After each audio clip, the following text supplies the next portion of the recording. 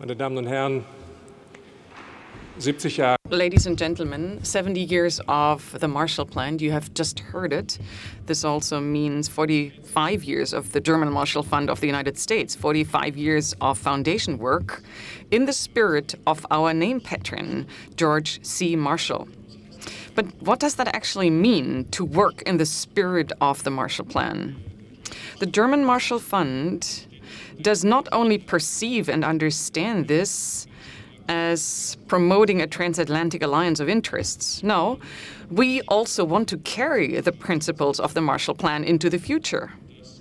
And this is the idea of a cooperation which is based on common values, particularly on democracy, rule of law, and the protection of human rights. And the world that we are referring to and that we are talking about and Judge Marshall was talking about is a tolerant, pluralistic, the Western world. It is the open international order. Of course, I'm emphasizing this because some Western countries are undergoing a crisis of legitimacy regarding this model of openness and cooperation.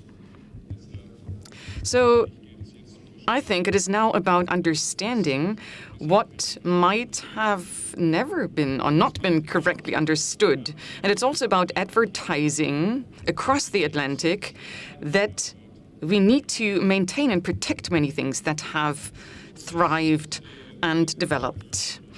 In this process and spirit, the German Marshall Fund wants to be a forum. We want to be a network, not and a workshop of ideas. The Chancellor just said it. We want to be a translator.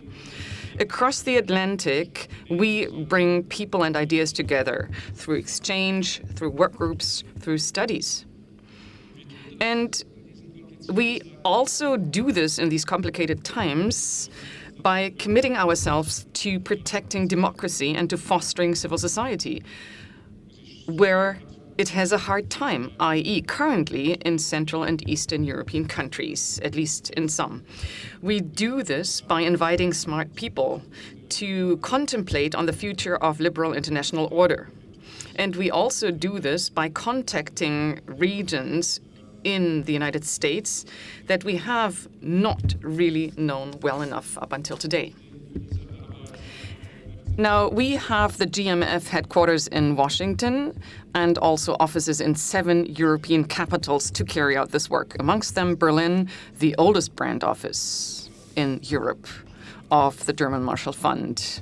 Here in Berlin, we want to be America explainer and also America host, especially now and now more than ever. We would like to show you an example of our work now. It's a 2-minute video footage. It's about a workshop that we organized a week ago at the Berlin office of the GMF. And by the way, we want to repeat this also in other German cities in the future. We asked young decision makers,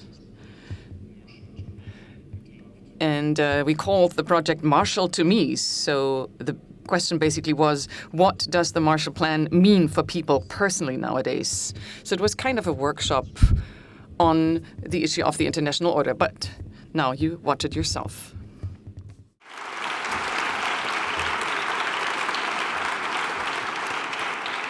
Ja, danke schön. Und damit möchte ich dann Yeah, thank you very much. And now I would like to ask our panelists to join me here on stage. It is Cory Schaki, Matthias Machnik, I hope he's already here, and Michael Ignatieff.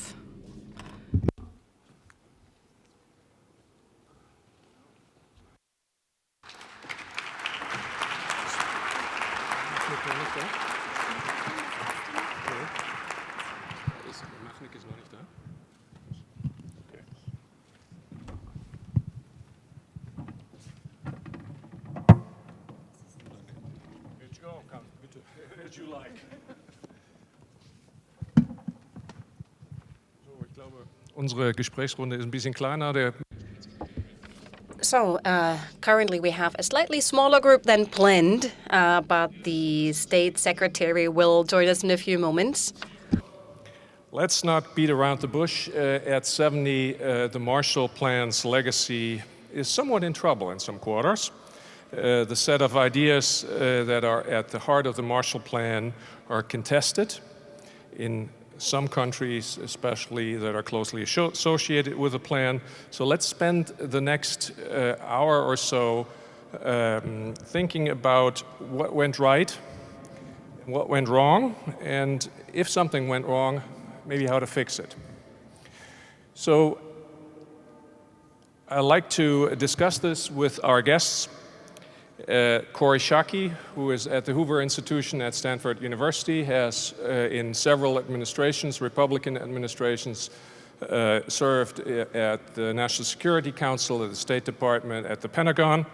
And Michael Ignatieff, who is the rector and president of Central European University in Budapest, formerly a professor at the Kennedy School in Harvard, and a Canadian politician, leader of the opposition there. So let me start by asking, frankly, both of you. FAZ, Frankfurter Allgemeine Zeitung, yesterday said, we live in more nationalistic, more unforgiving times, and times that are prone to culture wars. What accounts for that? What accounts especially for nationalism, new nationalism?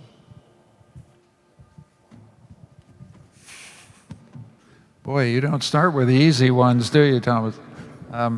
If I could just say before I start that I think everybody feels this, but I feel it especially. I'm an alumni of the Center for European Studies at Harvard, and I'd just like to acknowledge everything I owe to Guido Goldman and his leadership and his kindness and generosity over many years. Guido, thank you.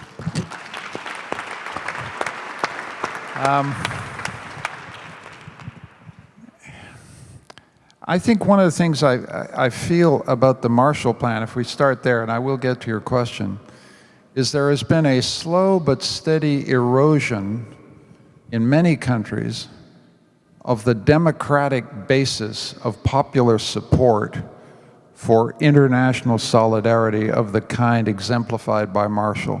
There's been a slow erosion of the democratic basis of support for NATO, for various forms of foreign aid.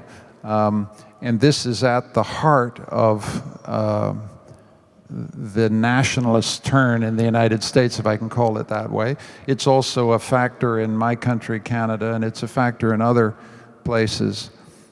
I think some of this has to do with globalization. I think one of the startling facts about globalization is from 1945 in Marshall's era to maybe until the 2008 financial crisis, most Americans, with some prominent exceptions, felt they were beneficiaries of globalization. It worked for them. American hegemony worked for them. It guaranteed them jobs and security. I think there is a much more troubled relation now to globalization, much more sense that it's zero-sum. And with that has come an erosion of support for transnational forms of alliance building, for the transnational project that is called globalization, for free trade. Free trade, the transatlantic alliance, NATO, have suffered an erosion in democratic support because these systems of power are not working for the people who have to pay for it and have to vote for it. And I trace that to be the core problem of the heritage of Marshall. In 1947, Americans could feel Marshall spoke for them and expressed a vision of leadership that had democratic support. I think it's eroded, and that means that the fact that we have a particular individual in the White House is a symptom, but not a driver of this deeper erosion of democratic legitimacy. They're all saying America first, because the global order is not working in Ohio, Pennsylvania, Tennessee, and it's not working in certain parts of my country as well. And that seems to me a driver that explains some of what you're talking about. Let me welcome and acknowledge Staatssekretär Machnik. We just want to say, we were early, you weren't late. Therefore, very good to hear, thank you. Thank you for being here. I've just started by asking the question, where does the new nationalism that we feel, and I was quoting from Frankfurter Allgemeine in international relations, the unforgivingness and the question of cultural wars including between systems, where did that come from? And that's what we're discussing, just to bring you in. Corey. So I have a slightly different view than Michael, which may not surprise you since I come from Silicon Valley, which is that we are living in a time of enormous technological revolution. And at least in my country, politicians of both parties have failed to give context and sense and a path forward at a time where it's not just that people's jobs are going away, entire professions are going away. There's a fantastic study by the Peterson Institute of International Politics that shows that American job losses since 2000, only 15% of them are the result of trade. 85% of job losses in the last 15 years in the United States are the result of technological innovation. Most people don't think about it that way. Most people aren't pessimistic that technological innovation is going to make our economy worse. But our political leadership hasn't talked. I mean, this last election, both major parties were opposed to trade, which is crazy given how essential trade is, not just to our prosperity, but to the weaving together of the liberal international order that George Marshall was so foundational in creating. So I don't think this is a permanent state. I think we're in a period of enormous transition. We're in the middle of a very fast-flowing river. People don't quite understand where it means. Our political leadership isn't doing a terrific job of helping us understand the way forward in that. And that's where I think this difficult time, at least in American politics, comes from. And when you look at studies, I would say the transformation era is yet to come. We've seen relatively steady, what you describe as the era of job losses historically is an era of relatively small job losses, while the prospect of job losses through technology is coming. So we need to be prepared for something at least as significant as what is going on today. Staatssekretär Machnik, what do you make of this sort of the process of delegitimization of the traditional version of international policy, including international cooperation of the type that we've seen over the last decades? Yeah, maybe I can start with a small historic look back. 2 years after the war, 1 year after the Nuremberg Tribunal, a decision after a debate in the US about the Morgenthau Plan, there came the Marshall Initiative. And what was the thinking in those days? The thinking was, we can only build stable political relations if there's an economic perspective for Europe and also for Germany, and economic relations are very important to build up good political and reliable political situation and a reliable political working together. Why I'm going to say this? Now, 70 years later, we are, I wouldn't say in a similar, but in a situation where more international cooperation is needed. Is needed because of different reasons. If you look at climate change, if you look at certain developments in certain parts of the world, if you look at economic developments in our country. So my first point would be, let's remember what the bold, very forward-looking decision in those days was in a very complicated political situation, because you had to argue at home that 2 years after the war, you invest money into the future of Germany, and by the way, we didn't have to pay it back. That's also true. So that's a very bold decision. Now, my second remark is the following. Yes, there is a debate about globalization. By the way, This is not only a political debate. I was this year in Davos at the World Economic Forum.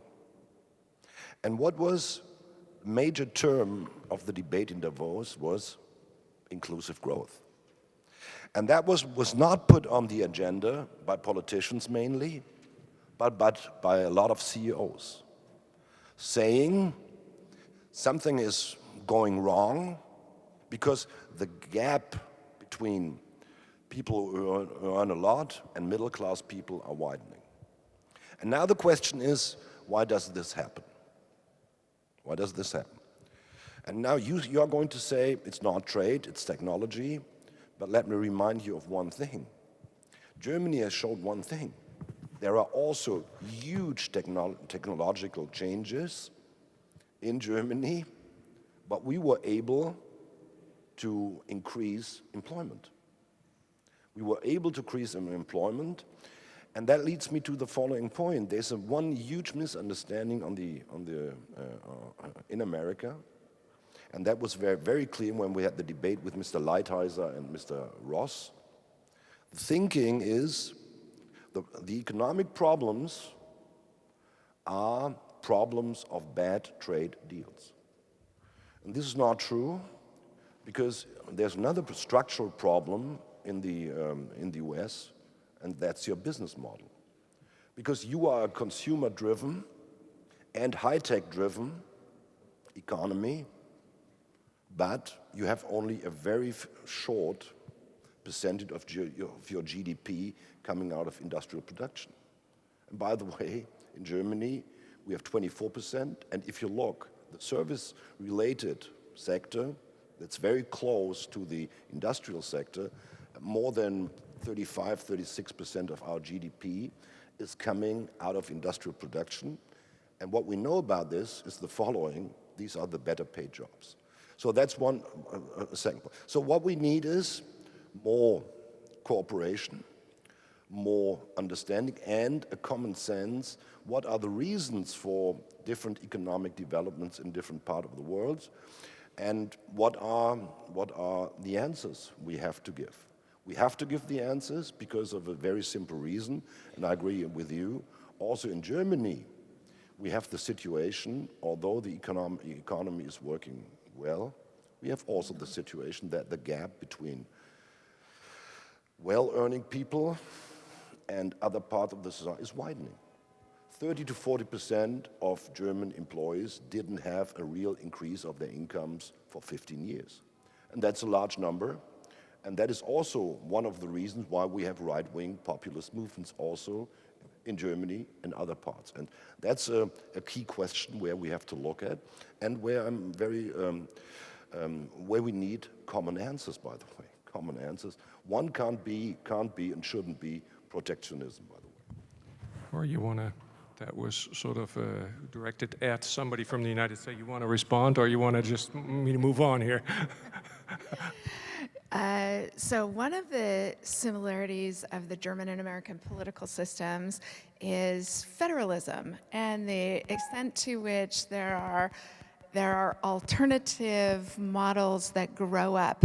And as a denizen of the great state of California, 33 million people in the 5th largest economy in the world, we also have the highest level of poverty of any state in the country, right? So we're probably going to have a different solution than other states will have to have, because California's economy is so much the economy of new immigrants and high tech. And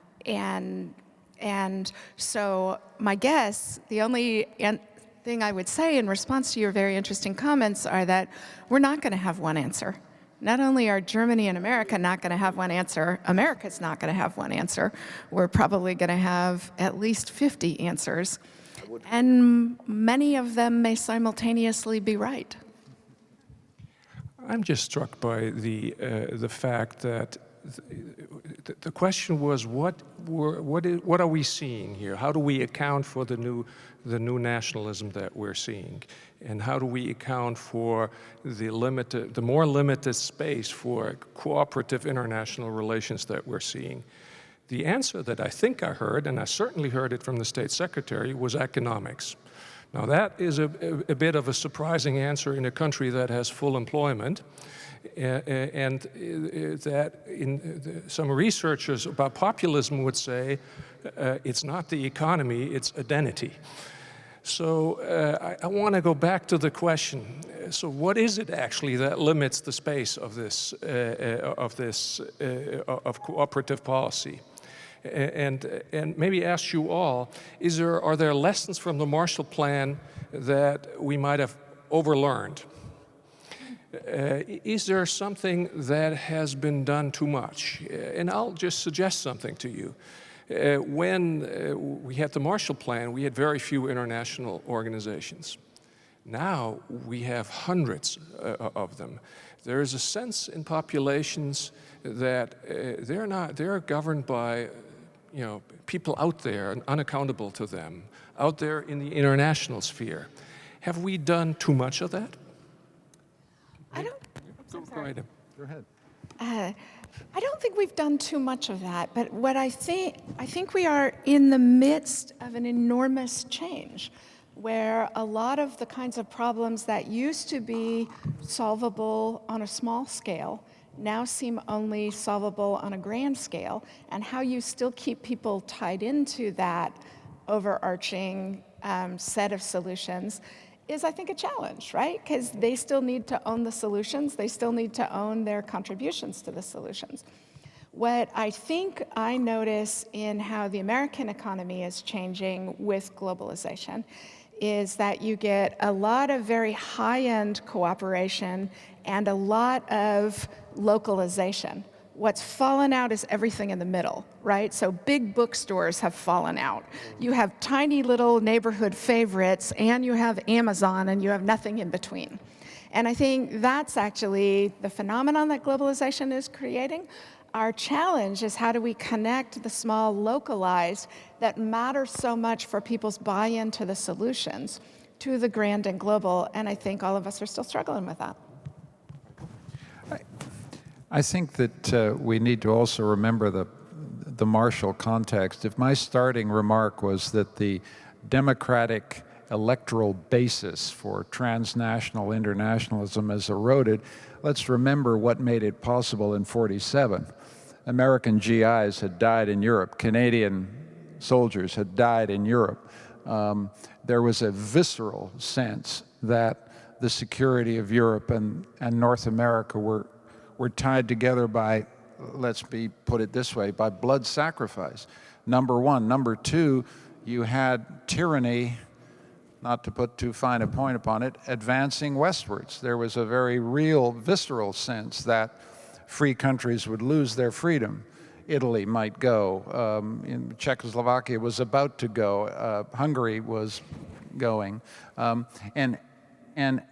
And it's not surprising, therefore, that the democratic base for this kind of transatlantic solidarity has waned as some of these threats have waned. When Dr. Kissinger said in his talk, many of our problems are the results of success, that may be one of the things he means. So, but I think one of the things I take from the Marshall moment was how energetically the foreign policy elite of the '40s worked to deepen and extend the popular support. A lot of the commitment to transnational internationalism depends on going to meetings on rainy Thursday nights and telling Americans and Canadians and Germans and French folk, this is why it matters. This is why an interconnected world matters. Connects to your point about too many international organizations. We've kind of farmed out international solidarity to NGOs and intergovernmental organizations and forgotten the visceral connection that there has to be between a democratic politics and internationalism. When I think about the popular support for things like the UN Declaration of Human Rights, the number of unions in the United States, the number of women's groups, the number of grassroots groups that believed in internationalism and campaigned for it on the ground, that seems to me to have fallen away. And so the elites, and I'm looking at the elite, and I'm proud to be part of it and don't mean to insult you, but we're very distanced from the social basis. Many of us will believe in internationalism in a way that's very disconnected, because it's not merely that the middle-ranking bookstores have dropped out. The organic connections that used to link through associational membership, elites to popular base, is much weaker than it was in '47, and that should give us concern. Transnational internationalism is an elite project, and if it's an elite project, it's in trouble. May I add one caveat to that? I agree with what you said, but I would just caution that we very often always think it was easier in the past, right? Like there was the mythic age in which this wasn't a struggle and you didn't have to do it one Rotary Club meeting at a time. And I would just remind folks that the most Atlanticist American presidential administration of the last 70 years, Dwight Eisenhower, had to threaten an agonizing reappraisal of America's willingness to remain involved in Europe in order to get other Europeans to permit Germany to become a NATO member. Like, it's always hard. You always have to win the argument. Americans have never been comfortably internationalist. We've never been comfortably engaged in international organizations. We're always itchy about it, as our Canadian colleagues know better than anybody else. But I think Michael was also making the point that internationalism and the connection between the nation state. You said we farmed out too many things, and you need to, in order to reconnect to the voter, you need to make that case in the nation state. Okay, but at least in the American instance, I'm not sure that's true, right? Like 23 American states have said that they are going to remain part of the Paris Accords on climate change. Major American businesses have said they had. Does that mean that we are less internationalist? No, it just means that they're counterbalancing an administration that's making choices that they don't agree with. So it could be that that we're seeing the end of the nation state because we're seeing the empowerment of more localized political institutions that do give people a greater sense of control. Well, God bless federalism, and God bless the great state of California. I don't mean that in an ironic way. I really mean God bless the state of California, particularly because it's the powerhouse of the economies of the future, and we all need it to work. But I would say that, going back to initial remark about nationalism, and I just see everywhere when people feel economic insecurity, when they feel threats of terrorism, when they feel the threats we all can put our fingers on easily, citizens reach for the state. They either reach for the states in the sense of if there's a federal solution that works, great, but they reach for the state. I don't think we're seized with a kind of tide of nationalism, but you know, cosmopolitans don't have a terribly convincing answer to the question of who will protect me now. And nation after nation after nation has been re-empowered simply by threats that only nation states can deal with. And so if you're looking at a European future, you're looking at a future in which you have effective transnational cooperation with 27, but you have states that can protect their people, protect their language, protect their ways of life, and protect them when somebody picks up a gun and tries to shoot them or blows himself up with a suicide vest. I mean, these are incorrigible factors of international politics that we shouldn't condemn as nationalists. They just seem to me the reactions that sensible people have when they're in trouble. Yeah, your question was, do we have too much Marshall thinking? Do we have too much international organizations? And what does it mean? My first thesis would be the following. Sometimes when I'm in international negotiations, sometimes I'm not sure if we have really understood what has happened since the beginning of 1990. Because there's a huge change in the international political arena. We don't have the Soviet Union. China of 1919 is a different China compared to 2017, if you look at the economic power, if you look at the political power. It took us years to understand that G8 or G7 is no longer the right answer.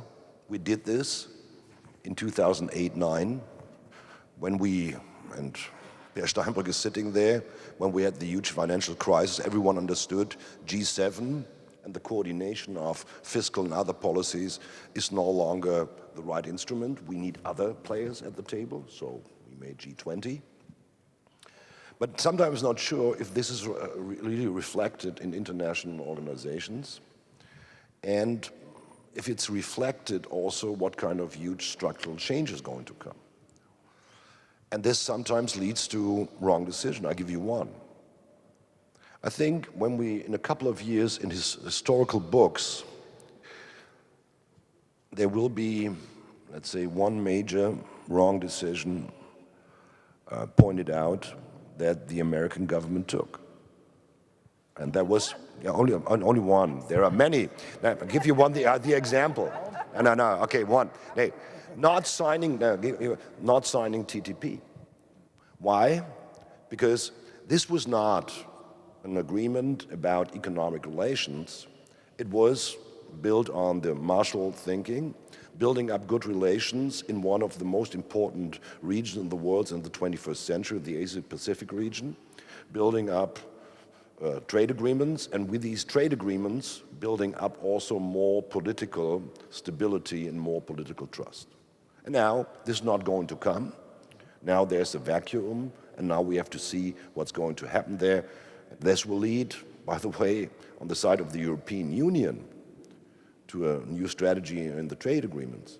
We will be more offensive than we thought we could be in 2016 because of our very complicated debates on CETA and TTIP. Now there will be, let's say, an offense trade policy strategy of the European Union. We will finalize Japan this year, we will finalize Mercosur, we will finalize Mexico. So that's the answer. And therefore, I'm going to say, sometimes I'm not sure if this tectonic changes that we are facing, and by the way, that's also a new situation for the United States of America, because it's very clear, in a couple of years, you are no longer the biggest economy. You are no longer the biggest economy. And there will be a very powerful new country, well, an old country, but that's very important. And this will change geopolitics. This will change the way we have to look for new answers. And this will change also trade and other questions. And therefore, it's very much needed that we have a common view between the United States of America, Europe, and other democratic partners to face this challenge. And therefore, we have to rethink, coming back to Marshall. That was a very bold decision. By the way, I had one wish. Think in 47, and I pointed out what has been done there. Sometimes in the European Union, we also need forward-looking decisions that are needed also to keep the European Union together, to keep the Eurozone together, to make, let's say, an economic growth path, not only for Germany, but also for other parts. That's also important, and I would wish more thinking, Marshall Fund, or Marshall thinking, would be also part of European politics. You've just made a case for something that is dormant or dead, which is TTIP. Somewhat a heroic of a case, tick down a list of free trade agreements that are in the making. So what do you do with that skepticism vis-a-vis trade that you, of all people, have faced when making that case for TTIP? Now, we were always in favor of TTIP. Yes, that's... And we were trying to argue for TTIP because of economic, but also because of political reasons. But we had to convince our public. And we had to convince because there was also a lot of insecurity what's going to happen. What about standards on labor, health, environment, the chlorinated chicken? We all can remember the chlorinated chicken as the major danger of TTIP. And I think we showed, by the way, in the negotiations with Canada, how we can solve the problem. And by the way, this was a very bold decision by the Prime Minister of Canada, saying, okay, we see the problems of the European Union, and although we have the agreement is finalized, we are going to open it. That was a very bold decision, and by the way, a very important decision. And now we have to show trade is not about, let's say, free markets. It's also about standards, environmental standards, health standards, and so on, to show what kind of benefits we are. And we have to show trade and certain institution of trades, this is not leading to a situation where you can't be sure what kind of outcome out of certain court decisions are going to come. Therefore, we made a proposal. Why don't we build up a bilateral court? And we did this with Canada. So we have to convince public opinion. By the way, the best arguments were brought by Donald Trump and by Brexit, the decision for Brexit, because after that, the thinking about trade in Germany has changed. The view, the unions have changed, others have changed. Everyone is trying to understand what kind of economic and political consequences this have. And the last thing is, on TTIP, I think we have also to rethink our way of international negotiations and of transparency within this process. Think about the following. The NGOs had the mandate and the politicians didn't give the mandate, although they already had it, to the NGOs. And this was a kind of delegitimation of what we are doing there. So we have also to rethink the way of transparency in complicated international negotiations. That's very important. I do have one optimistic signal I think I see about the future of the liberal international order, and that is the response of America's Asian allies to our withdrawal from TTP. And it suggests to me that even in a time where the United States is not going to provide leadership, that progress can still be made, and that is the governments of Australia and Japan in particular agreeing to move ahead with TTP and create the space for the United States to reconsider over time whether we still want to join in the process. That suggests to me that the liberal order is broad enough and deep enough that in fact it may even be perpetuable without the United States leading that charge. And that's a great thing for us all. That's true. That's true. I want to take advantage of you coming all the way from the US by asking you, the Republican Party today, when looking back at the Marshall Plan, first of all, was a development program. The Republican Party today wants to cut development aid, and it's very doubtful that it would sign on to such a huge internationalist undertaking as the Marshall Plan was. What is happening there? What's happening to internationalism within the Republican Party, and how do you see sort of that moving forward? Because when we look at the panel, we're starting to identify a few things that actually need to be changed. Mr. Machnik just pointed to transparency of negotiations. So I would disagree with him that government's interests are served by outsourcing to NGOs the responsibility for what is good for our citizens and our taxpayers. So I'm not sure perhaps I misunderstood the notion that NGOs have a legitimacy that governments don't in trade negotiations. No, I didn't say that. Excuse me, I misunderstood. But it seems to me that we're in a crazy tumultuous political time in the United States, where people like me, the Republican establishment, have failed to persuade the majority of our own voters about the policies that we believe are most important for the security and prosperity of our country. And there is no alternative to us winning that argument, right? Like, there's nothing else that's going to do it. I've got to convince my mom. You know, that's going to be a messy process, as American politics are always a messy process. But I don't think, actually, that it is generalizable that conservatives in America are turning away from internationalism, or that conservatives in America don't see the value of international institutions.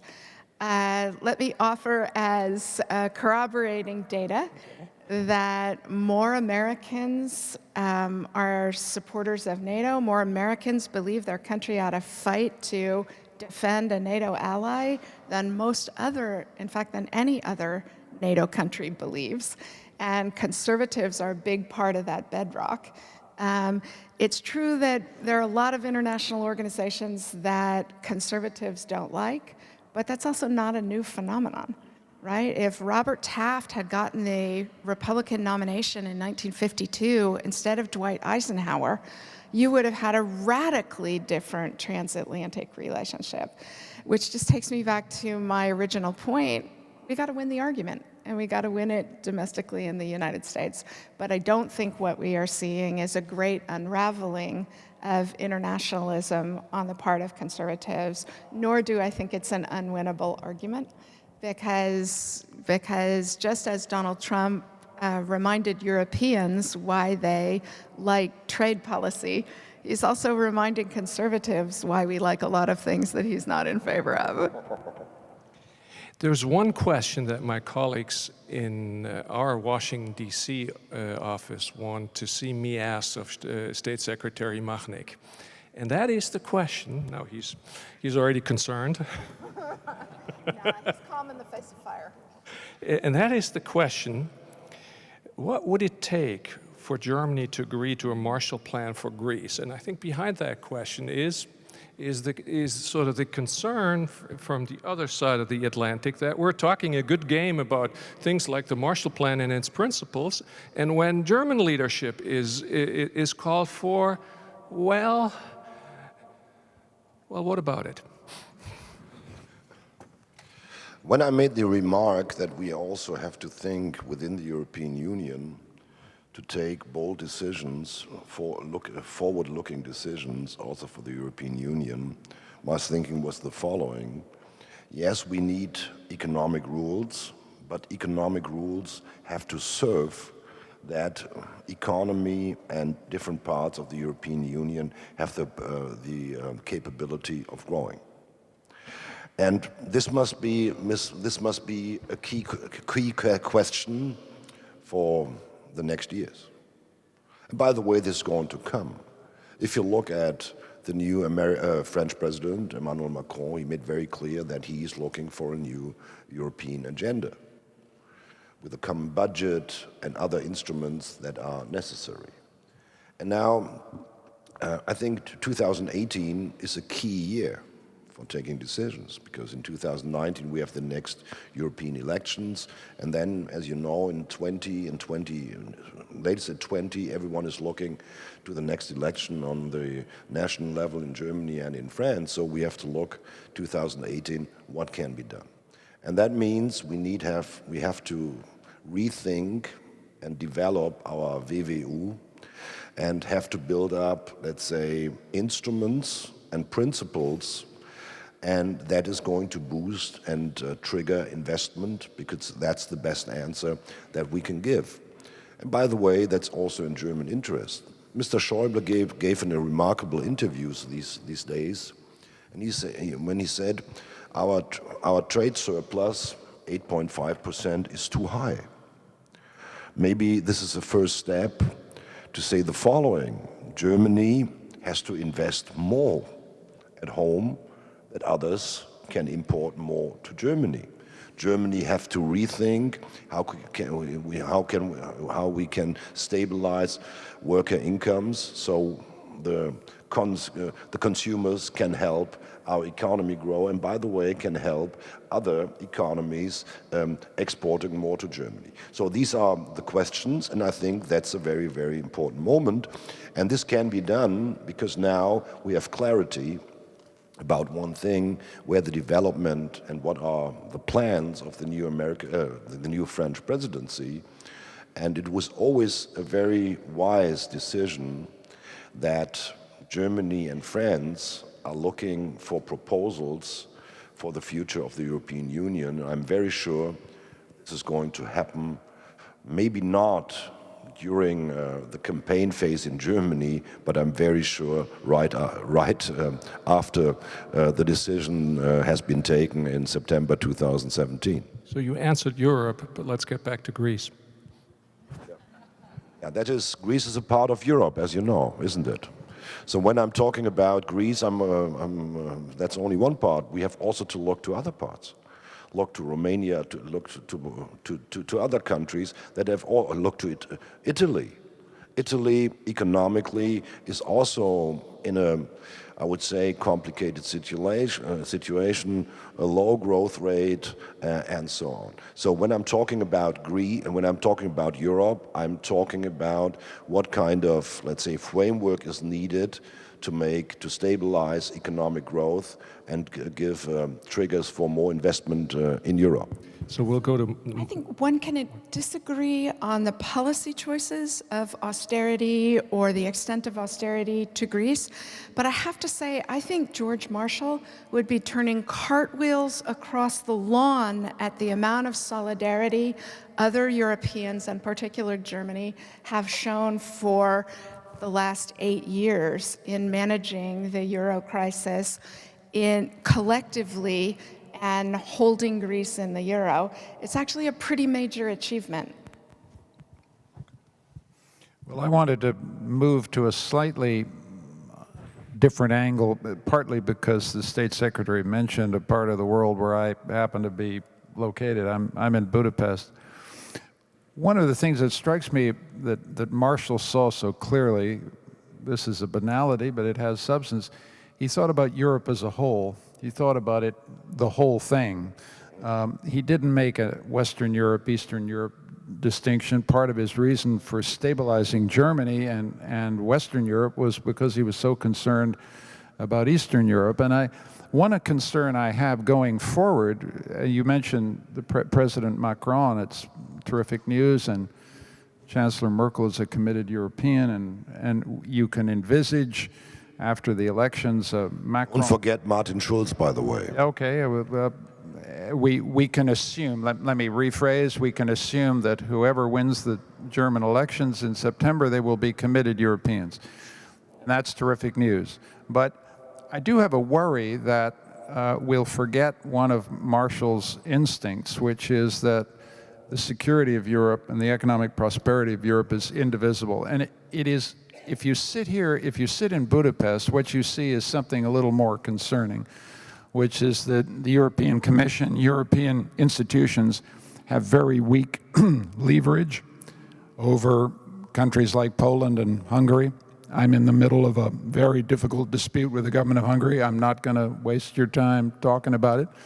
But it is a fundamental debate about European values, academic freedom, freedom of association for NGOs, free media, and an independent judiciary are all in question in Poland, Hungary, and some other Eastern European countries.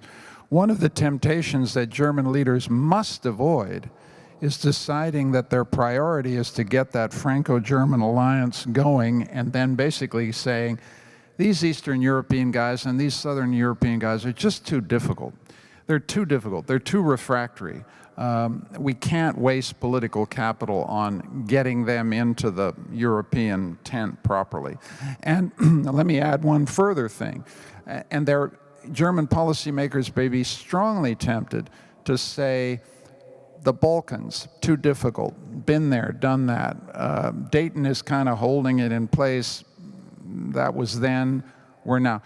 A focus on Western European integration that leaves Central and Eastern Europe behind will create a security vacuum, which someone like, you talked about George Marshall doing cartwheels.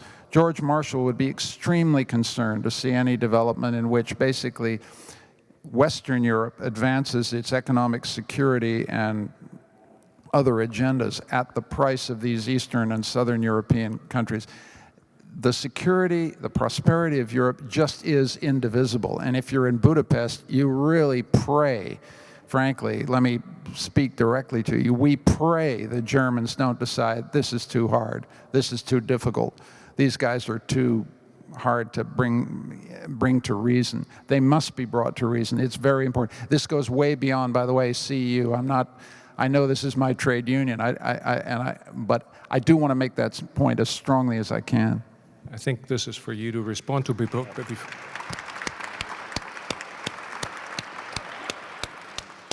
Before you do, I want my colleagues to know to get the microphones ready, because we want to bring in everybody from now on. State Secretary. Yeah, but we know this. We know exactly how important the new member states are. We know the role of the Visegrad countries. We know the important role of Poland. And therefore, when I'm going to say there must be, let's say, a German-French approach, this doesn't mean we don't think how to convince and to integrate the others. But historically, there was a consensus between Germany and France helped to push things forward. And of course, then we have to look also on the Eastern European countries. But to the Eastern European countries, we have also to make one thing very clear. They have also to stick to the rules. That's also true. I think, yeah, one of the things that we have to do is convincing them and making them clear being part of the European Union means also accepting certain principles, certain democratic standards, and so on. That's also part of the reality. And therefore, when we talk about German friends, we think, let's say, always integrating the others, especially in East Europe, because we know we have to look at the smaller states. We can't move Europe further on without having their commitment and their solidarity and so on. And therefore, this is in our thinking, and I'm very sure when things are coming on the table, this is thought about. Okay, we want to open it, and there is a number of microphones out there, over there. I think I have the first question right here, and in the back, Steve. Oh, that's interesting. Yes, hello, Stephen Erlanger from the New York Times. Very happy to be here. Michael Ignatieff, a question for you. Be more specific. How has the EU failed you?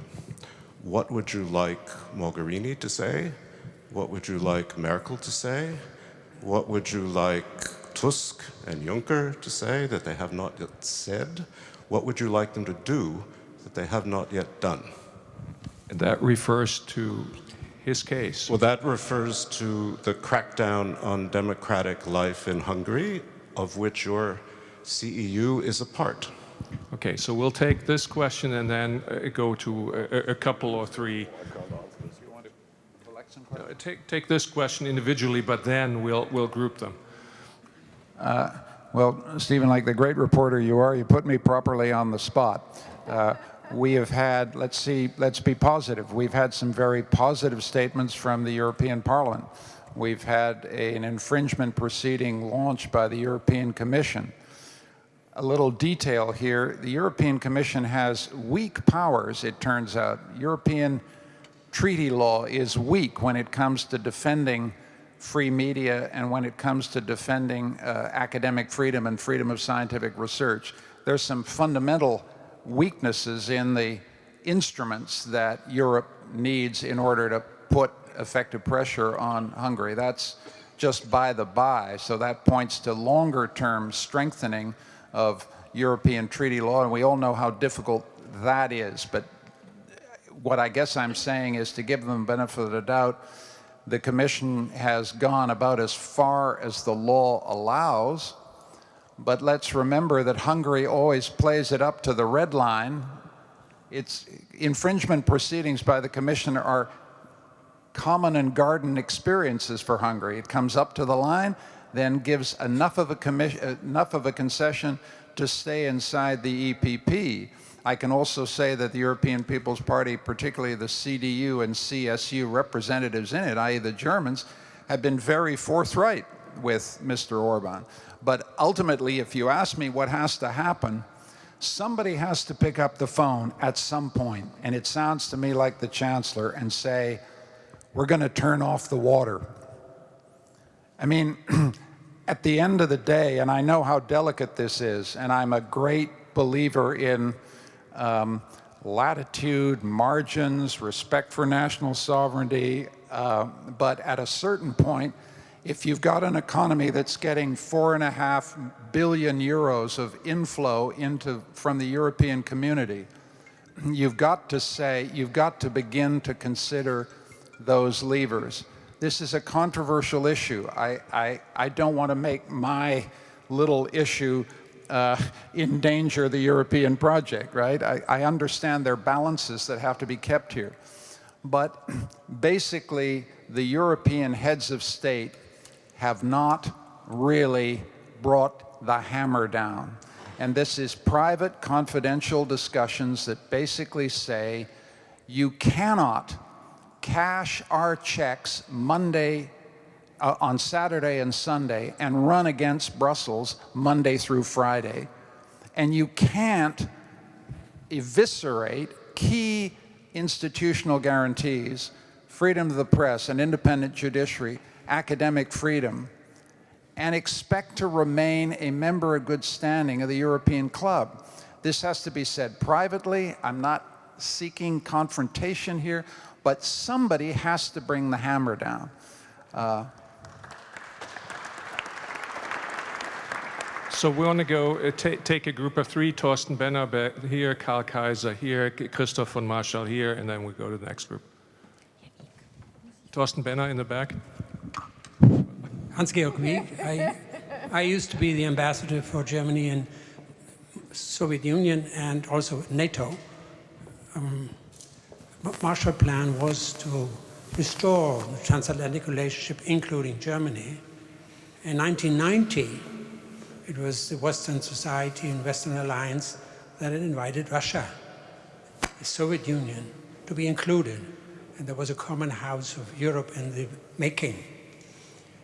What would be the answer of the German Marshall Plan of the United States today to make that become a reality in the decades to come? George Kennan was saying we have to get control over the relationship with Russia, but the Soviet Union. But one day that Russia is free, it may become a reliable partner. So is this still a task to be done by the spirit of the Marshall Plan initiatives of 1947? Now we try, Thorsten. I'm Thorsten Benner with the Global Public Policy Institute. I'd like to turn our attention from the responsibility of governments to the responsibility of companies and international investors to speak out against the illiberal authoritarian turn. Both the Polish and Hungarian governments argue that they're so successful economically at attracting international investment, so what do you want? We're a great government. Just last month in Budapest, Daimler had a big event, and the head of government relations of Daimler was seen smiling with Mr. Orban just as he was trying to close down Central European University. So my question is, these companies profit mightily from a Europe whole and free and from the four market freedoms.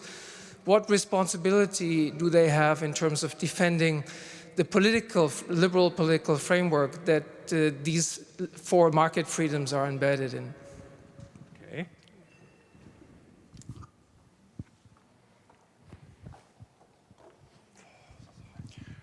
Karl Kaiser, Harvard University.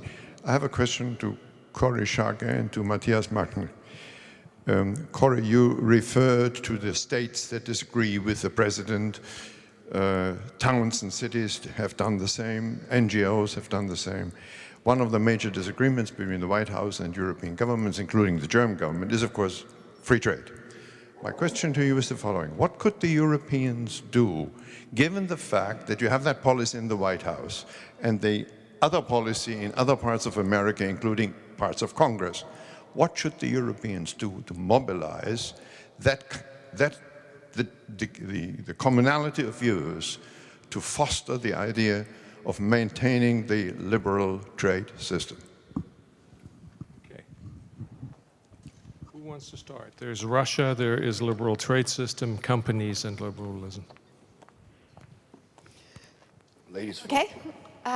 So first to Russia. I think the West, Europe, Canada, and the United States have actually extended their hands to Russia repeatedly since 1990. Not always elegantly, not always in the way the Russians would like, and yet the fundamental choices about whether to be in or out of the liberal order have been choices by the Russian government. And they have made a set of choices that not only keep them at arm's length from the West, but that also undercut it in important ways. So I would love to see a future where Russia's a member of NATO. That will happen when Russia starts being part of the West. And I think the West's record of trying to encourage Russia in that direction is actually pretty good. I'll pass on the responsibility of companies, since I think it was predominantly to our European colleagues. What can Europe do to help the forces of moderation and the liberal order? I am not sure there's that much that can be done. I can tell you what Europeans should not do. You should not treat everyone who voted for Donald Trump as an ignorant bigot. You should not talk to the United States as though we don't understand we have a problem that we got to work our way through. And you should not talk as though the United States has let you down, even if we've let you down. Because we are in the midst of a big domestic dust-up, and I am 93% confident that 10 years from now, that the United States will be front and center in the defense of the liberal order. But I and my colleagues have failed, and we need to win this argument domestically. I actually think we're making reasonable progress in that regard. The president's approval ratings, while not a complete metric, are actually, I think what we are seeing that is affecting the president's approval ratings is a broad American appreciation for the brilliance of our founding fathers in building so many checks and balances into our political order. You've seen an assertive role of the courts. You've seen an assertive role of American journalists, right? It is not foreign journalists who are doing the terrific investigative sleuthing of what's going wrong in the United States. It's our own journalists who are doing that. Public reaction. We're all getting an education on the emoluments clause of the Constitution. So I actually think this is going reasonably well, but American politics are kinetic. And we just need to win this fight amongst ourselves. So I would encourage our well-meaning, good European friends to perhaps not put shoulder to the wheel on this one, and let us win it as a home game.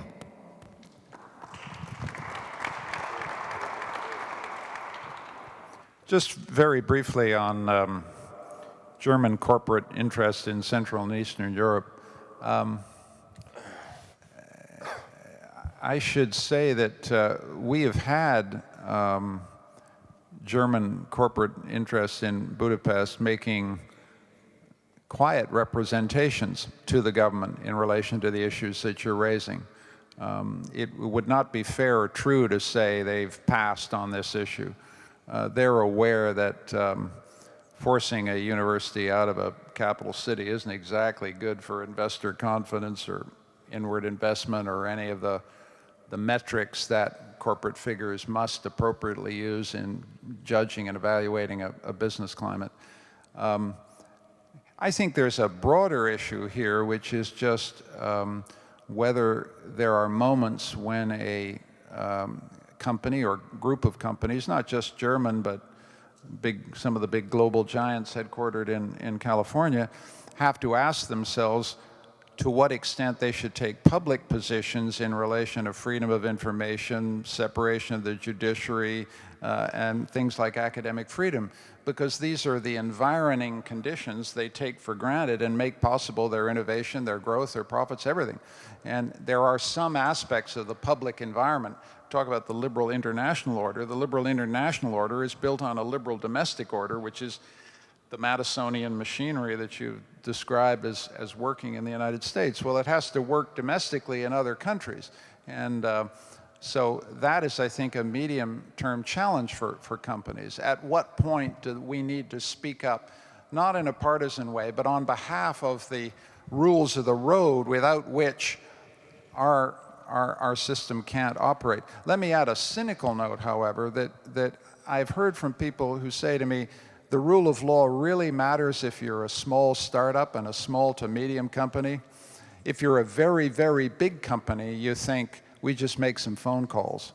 So there's a problem of scale here that I don't want to cast aspersions on the corporate behavior of any actor, but I'm just saying the biggest actors think, we'll just make a few phone calls and sort it out. I remember, this is a story not about Europe or about Hungary, but about China, remembering a big corporate figure in my country, Canada. I asked him once, who does your legal work in China? And he paused for a long time and looked at me and said, legal work? Legal work. I go to the golf course and we seal it with a handshake.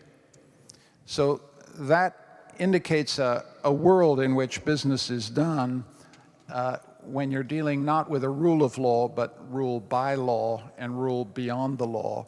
And I think corporate figures have to think about just how comfortable they are long-term working in that kind of environment. Mr. Machnik, you feel confident with these answers, or you want to come in the next round? I just want to react on what has been said. What can we do on trade towards the US? Yesterday evening, I had a very interesting conversation with Richard Byrd, former ambassador, Republican, and a person who was always engaged in the transatlantic partnership and relations. And he said the following: what you have to do if you want to change the situation in the US on trade, it's not the first place you should go, it's not Washington. What you have to do is you have to do a grassroots campaign. You have to talk to the governors, to the mayors, to others. Because those are the people, and of course to members of parliament who have a great interest having German direct or European direct investments, because this is going to help to develop certain regions and to bring up growth, to build up employment. And I think he's right. So of course we have to talk with the new American administration, but we have also be, let's say, grassrooters. Grassrooters talking with the regions, with those people who are responsible in the regions. That is important. The second thing I'd like to say about Russia. I think we have also rethink on Russia if we, in the last years, gave the right signals. Because when you, starting in 1990, starting giving the signals, Russia is no longer a very important power, giving the signals, yes, we are also going to the east, not giving them a chance to be a part of also international, an international important player, then sometimes of the reactions, and I don't agree with that, with the decisions taken there, are the decision we have to show that we are important, even Even it's a military action we are taking here and there. So we have to take this into our account, because I totally agree, for the solutions of certain conflicts in the world, we need also, let's say, Russia as one partner, and hopefully they are willing to be a partner in these kind of conflicts. I'm not sure, I totally agree, but we have to look for this, because that's very important. And by the way, this is the first step of talking then about, let's say, economic region, and that was a proposal from the Russian side, from Vladivostok to Lisbon. But this means changing foreign policies. This also means changing economic policies. Pardon? And rule of law. Yeah, of course, and rule of law. But we should say, yes, we are interested, but this also means you have to change yourself as a first step, that we can go in that direction. Okay, I hope Christopher Masha isn't going to kill me if I now end this panel. I see you. Okay. And I know that we have a little bit of a challenge here with heat and a little bit on time. So I want to end on time. However, we're not ending this event. We want to invite you to a lunch at the other end of this room. And before we move back to the other side of the room, I want to say a few words of gratitude and a couple of housekeeping announcements. First, I want to thank the panel. Thank you for being here. Thank you.